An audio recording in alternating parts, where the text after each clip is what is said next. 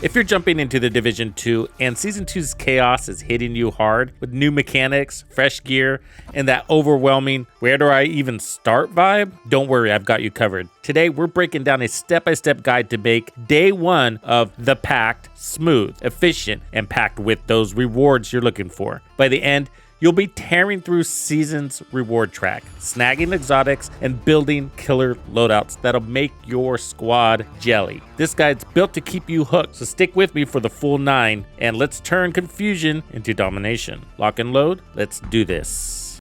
Accept the division! This is a war you can't win!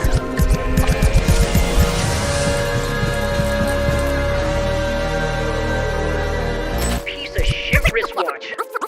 Freak out, yo!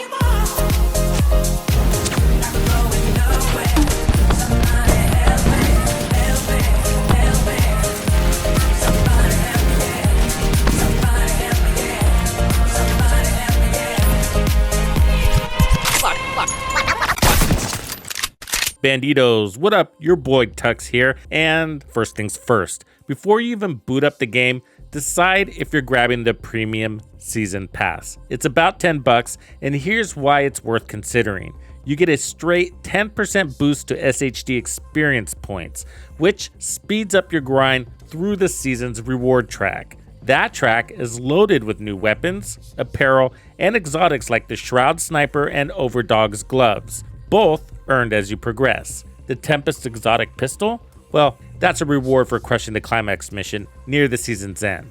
Now, you don't need the pass. A ton of rewards, including those exotics, are free for everyone. But that XP boost cuts your grind time, and you get 400 premium credits as a bonus, basically slashing the pass's cost. If you're serious about leveling fast and stacking extra goodies, pick this up before you dive in. Plus, at the end of the season, it's also going to help if they end up doing a stretch goals event, but we don't need to worry about that now. Once you're in game, head straight to the season menu and activate the global modifier. And I've got a full guide on it, link in the description, so check it out later. But turning on the modifier gives you another 10% SHD XP boost for the reward track. Combine it with the premium pass, and you're now progressing 20% faster. Turbo to your season leveling, getting you to the good stuff quicker without extra effort. Now let's talk about your top priority for day one. Truly, it's all about starting your journey. This is the season's core progression, with 8 listed missions, which is really 7, each packing 8 objectives. You only need to complete 6 per mission to unlock rewards like gear sets, exotic caches, and a special mask at the end. The real prizes early on are the modifiers and the SHD XP that fuel your season pass. Big upgrade this season. You can unlock all 5 active modifiers in Mission 2, as well as some passive modifiers. And because you can skip Mission 1 entirely, that makes Mission 2 your new #1 focus. These active modifiers now have a new leveling system. They're going to level up through 5 stages, boosting their uptime and power as you go. To max out their benefits while you're grinding hardest, which is typically these early days, start this progression now. You earn modifier XP by equipping an active modifier and dropping enemies. I suggest kicking off with sanitization for quick crowd control, then switching to advanced materials to keep the flow going. This sets you up to steamroll content with serious buffs right out of the gate. Speaking of progression, don't sleep on projects. They're a gold mine for SHD XP to push your season pass forward. On day 1, check the projects tab and pick up the easy ones as you go. Things like donating resources, completing specific activities, or killing a set number of enemies in a zone can stack up fast. These are low effort wins that pile on XP while you're tracking other objectives. So weave them into your grind. I bring it up because it's easy to forget that they're there, especially with so much going on. So here's an example. If a project asks for hyena kills and you're already in their territory, you're double dipping on progress. So keep your eye on that tab. Prioritize the quick ones to keep your momentum high and your season track climbing. If you're pumped for new builds that hit like a truck, you gotta chase the Tipping Scales gear set. It's the star of Season 2 for versatile, high damage setups. Aim for 4 pieces to unlock its full potential, with the chest and backpack as prime choices for their talents. For gloves, throw on the contractor gloves to boost LMG damage and damage to armor. Try pairing it with the Tinker exotic mask, rocking Frenzy and Killer for major damage. That's not your vibe? Try the Pestilence exotic LMG and maybe the Centurion holster or Coyote's mask for nasty synergy in close fights. The rewards track is going to drop most of the tipping scales gear, and it's going to come from the packed season cache. The first one being at level 8. And all these caches seem to be on the premium track. And what's odd this season is that the gear set is not a reward in the journey progression. However, at the end, you do get the blueprints. So it looks like you're gonna have to farm this gear the old-fashioned way. So if you want this stuff, it looks like you're gonna have to target farm it in the open world or dip into Countdown. These are gonna come with red weapon damage cores, and the attributes you're shooting for are critical hit chance or critical hit damage to max out your build's punch. If you're not at expertise level 30, level up the gear's proficiency by using it in today's activities. If you're already maxed out, just push for prestige level 10, good to go. But here's a pro tip. Don't go too hard on Countdown on day 1. It's not great for season XP, and getting those modifiers and exotics early is way more important. Before you hit the streets, open the seasonal calendar to check for an XP boost event. Seasons often kick off with a 3 times XP multiplier. Spoiler, we're not getting a direct XP boost until the 16th of September. However, there is a proficiency XP event going on, which is going to give you a 3x multiplier on all your gear. This is huge for those people looking to top off their expertise system with the new cap at level 30. Take advantage of this all week. This is a big deal, guys. An easy one is just to equip your secondary and sidearms with those weapons that still need leveling. When the XP boosts do come around, they're important because the XP multiplier, which directly doesn't help your season track, will be pumping up your scavenging points on your SHD watch every time you level up your character. And those points are crucial for recalibrating and optimizing the new gear you're pulling in, cutting down the grind for those perfect rolls. Unfortunately, we're not starting off the season with this, which I wish we were, but be sure not to miss out when it swings around. When it activates, combine it with global directives and priority objectives to hit over 20 character levels per hour. That's the sweet spot for racking up resources fast. Next, pull up your map and switch on the targeting loot filter. Season 2's big drops are urban lookout and tipping scales, so find zones where they're active.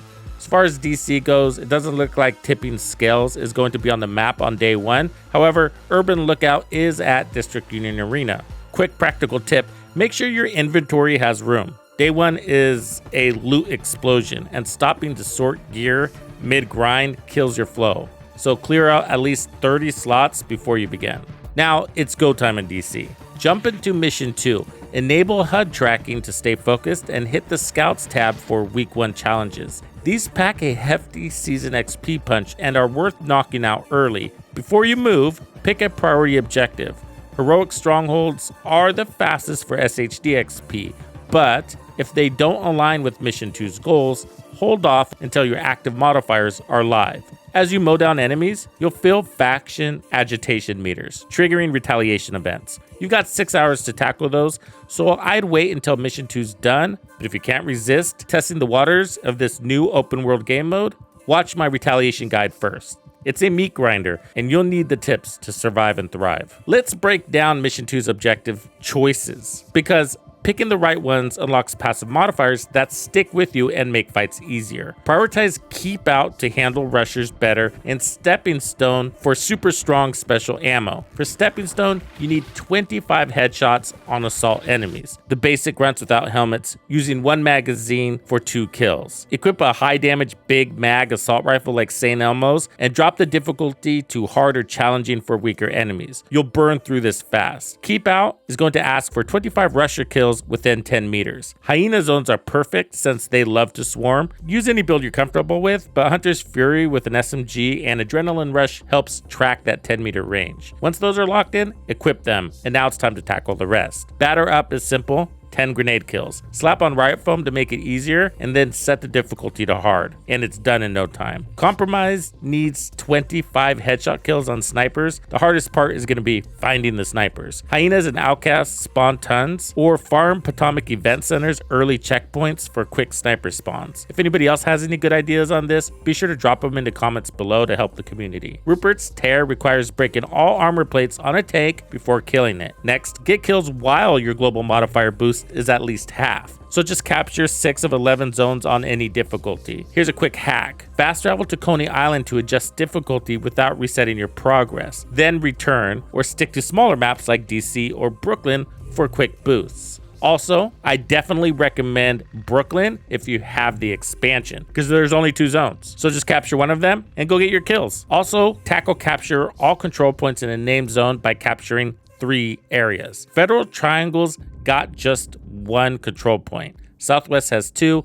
Then pick from Downtown West, Downtown East, White House, or Judiciary Square, or head over to Brooklyn where there's 2 per zone. Oh, and while you're at it, keep an eye on those projects. If one lines up with your zone or enemy type, you're scoring extra SHD XP for 0 extra work. Once mission 2 is done, keep pushing through the journey for max rewards and SHD XP, weaving in priority objectives and projects as you go. This is your day 1 master plan. Premium pass for the XP edge. Global modifiers for another boost. Mission 2 for active and passive modifiers. Tipping scales for a killer build. Projects for easy XP. And targeting loot zones for efficient farming. Follow this and you're not just surviving day 1, you own it. That's the blueprint to make Season 2's launch your playground, Banditos. If this guide sets you up for success, I'd appreciate a like, drop a comment if you got any ideas, and sub for more Division 2 breakdown. All my guides, including the Global Modifier Deep Dive, the Retaliation Guide, as well as a deep dive comparison between the tipping scales